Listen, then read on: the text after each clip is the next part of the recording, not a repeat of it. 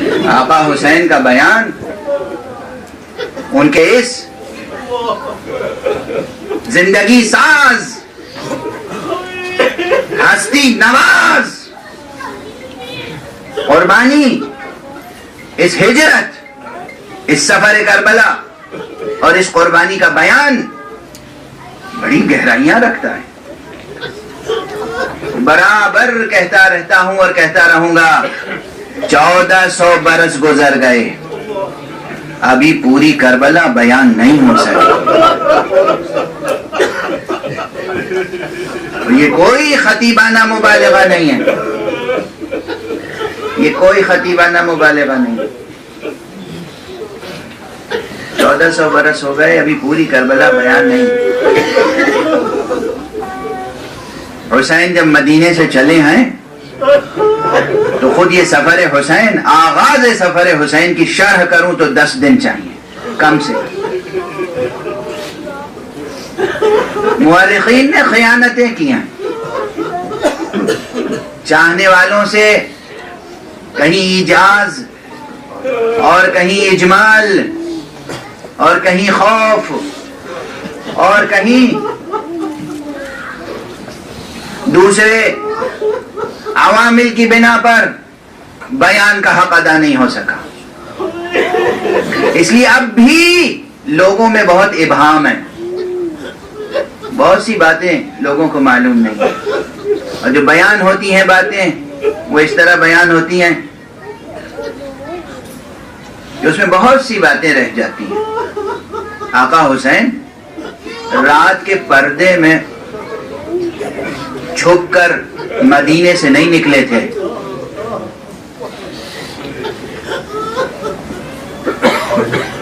آقا حسین جب مدینے سے چل رہے تھے، مدینے کے ایک ایک ذرے کو معلوم تھا حسین جا رہے ہیں۔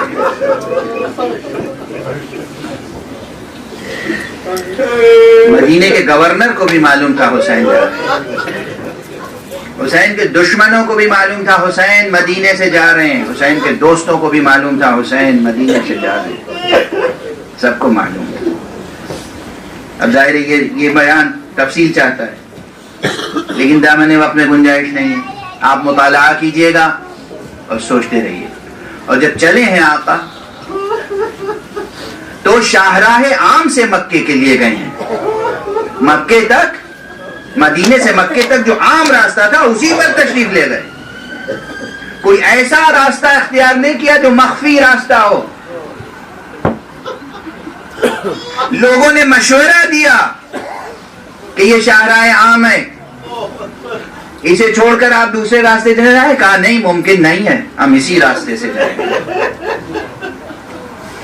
کیا کیا اسرار ہیں حسین کے ایک ایک اقدام میں، آپ گریہ فرما رہے ہیں۔ ایک جملہ عرض کر دوں اور پھر کربلا میں ورود کا بس ایک منظر۔ کل میں نے عرض کیا تھا کہ جب مدینے سے چلے تھے تو اپنی ایک بیمار بیٹی کو چھوڑ کر چلے۔ یہ بحث طلب مسئلہ ہے، مجھے معلوم ہے، مگر ایک راز کل بتایا تھا اور ایک آج ذکر کرتا تھا۔ آقا حسین کے کئی بیٹے تھے، کئی بیٹیاں تھیں۔ بعض روایتوں میں ہے آپ نے ہر بیٹے کا نام علی رکھا تھا، ہر بیٹی کا نام فاطمہ رکھا تھا۔ لیکن آپ کے تمام بچوں میں کوئی علی کی صورت پر تھا، کوئی حمزہ کی صورت پر تھا، کوئی جعفر کی صورت پر تھا، بیٹیوں میں بھی بیٹوں میں بھی۔ ایک عارف بزرگوار نے یہ نکتہ تحریر کیا ہے کہ حسین نے فاطمہ صغرا کو اس لیے چھوڑا تھا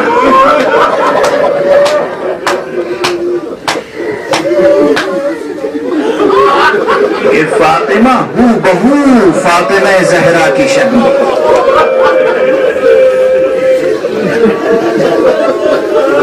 حسین کو معلوم تھا کربلا میں شہادت کے بعد اسیری کا مرحلہ بھی ہوگا،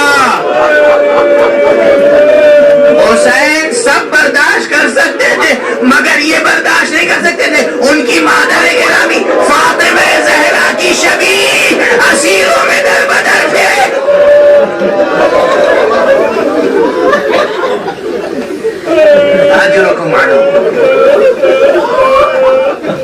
اجرکم علی۔ حسین نے مدینہ چھوڑا، کتنے مسائل ہیں، کتنے اسرار، کتنے واقعات، کتنے تہ در تہ اسرار ہیں۔ حسین نے مدینہ چھوڑا اور حسین مکے آئے، 28 رجب کو مدینہ چھوڑا، 3 شعبان کو مکے میں وارد ہوئے، 3 شعبان سے لے کر 8 ذی الحجہ تک مکے میں رہے، 8 ذی الحجہ کو مکے سے چلے اور 2 محرم کو حسین کربلا پہنچ گئے۔ امام ہستی، امام عالم، امام قرآن، امام اسلام، انسان کامل حسین، سبت مصطفیٰ حسین، 2 محرم سن 61 ہجری کو کربلا پہنچ گئے۔ بس 2-3 جملے عرض کر سکوں گا، اس سے زیادہ نہیں۔ کیسے پہنچے، کن مراحل سے گزر کر پہنچے؟ کربلا پہنچنے سے 2 منزل پہلے حر کے لشکر کا سامنا۔ جب حر آقا حسین علیہ السلام کے قریب آیا، گفتگو ہوئی، تو تفصیلی گفتگو تو بعد میں ہوئی۔ حسین کو یہ معلوم ہو گیا کہ یہ دشمن ہے، دشمن کی طرف سے آیا ہے، اور اس کے ساتھ جو لشکر ہے وہ لشکر مجھ سے جنگ بھی کر سکتا ہے، مگر آقا حسین نے جو کچھ پانی کا ذخیرہ تھا وہ پانی کا ذخیرہ لٹا دیا اس لشکر کو۔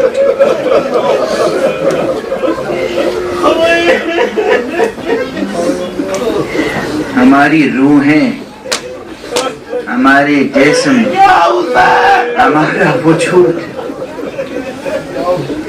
قربان ہو جائے اس وقت۔ ایک جملہ کہوں، یہ مبالغہ نہیں ہے، آپ جو کچھ عزاداری کرتے ہیں، جو کچھ عزاداری کرتے ہیں، آپ جو کچھ بھی حسین پہ خرچ کرتے ہیں، لٹاتے ہیں، یہ کچھ نہیں ہے۔ ہم سب ریزہ ریزہ ہو کر حسین کی راہ میں غبار بن جائیں، تب بھی حسین کا حق ادا نہیں ہو سکتا۔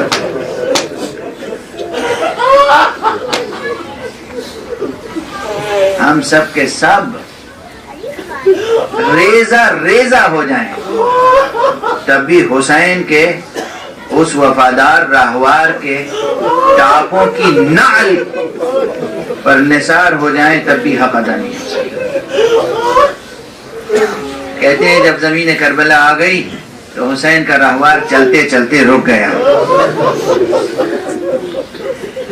کبھی عرض کر چکا ہوں، اس کے بعد اسرار، کبھی کبھی ظاہری اور باطنی اسباب جمع ہو جاتے ہیں، کوئی کسی ظاہری سبب کو بیان کرتا ہے، کوئی کسی باطنی سبب کو بیان کرتا ہے۔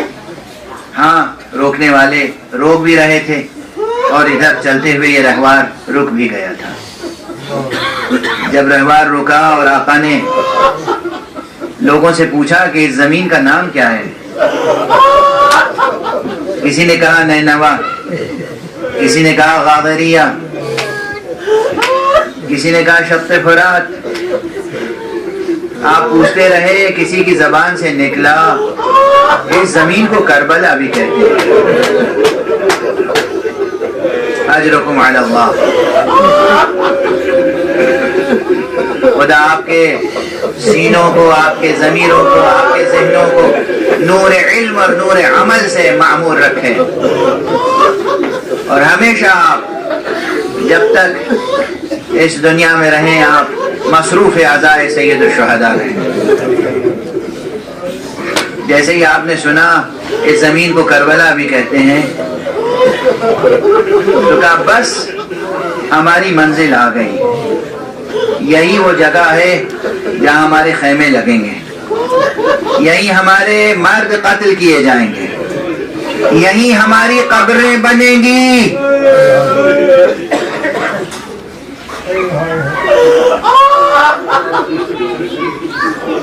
آپ تڑپ تڑپ کے گریہ کر رہے ہیں، بس میں 2 جملہ کہہ دوں اور گفتگو کو تمام کر دوں۔ آقا حسین نے خیمے لگانے چاہے تو وہی لشکر جسے ابھی پانی پلایا تھا حسین نے، وہ لشکر سامنے آ گیا، دریا کے کنارے خیمے نہیں لگانے دیں۔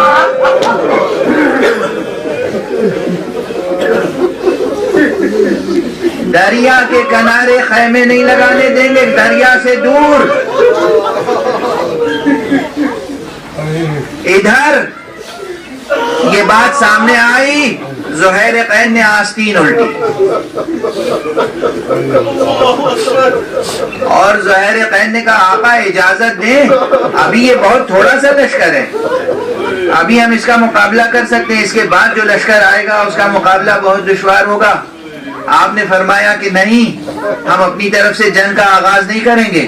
اور اس کے بعد بعض عرفاء نے ذکر کیا ہے، آقا حسین کو جیسے خیال ہوا کہ کہیں ایسا نہ ہو عباس زہیر کا ساتھ دینے کے لیے کھڑے ہو جائے۔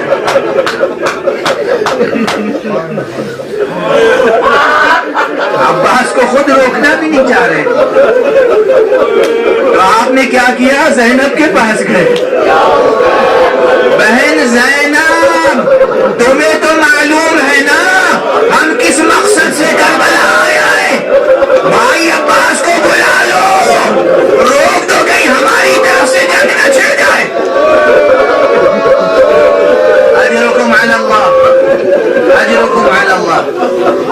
یہ ایک منظر ہے، مگر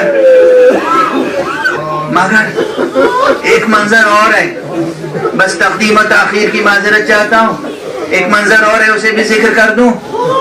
کہتے ہیں جب بی بی زینب خیمہ لگ گیا اور محمل سے زمین پر آئیں، جیسے ہی قدم زمین پر رکھا ایک مرتبہ بلند آواز سے یا حسین کہہ کر غش کھا کے گرے۔ یہ وہ موقع ہے جہاں آقا حسین نے بہن کے چہرے پہ پانی چھڑکا، اٹھایا، بہن کیا بات ہے؟ کہا بھیا اس مٹی سے تمہارے لوگوں کی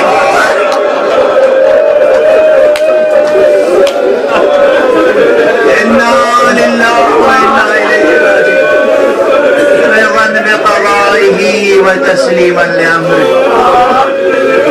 انا للہ وانا الیہ راجعون، رضا بقضائہ وتسلیما لامرہ، انا للہ وانا الیہ راجعون، رضا بقضائہ وتسلیما لامرہ۔ پروردگار ہمیں علوم قرآن اور معارف اہل بیت سے آشنا فرما، پروردگار ملت اسلامیہ کو تہذیب آل محمد کے سانچے میں ڈھال دے۔ پروردگار اس دنیا میں بے چینیاں ہیں، بے امنیاں ہیں، پروردگار امن و عافیت کے نقیب، ہمارے مستقبل کے ضامن، اپنے ولی آخر کو اذن ظہور عطا فرما، اور ان کے ہاتھوں سے اپنی رحمت و رافت و عدالت کا پرچم لہرا۔ ماتم حسین۔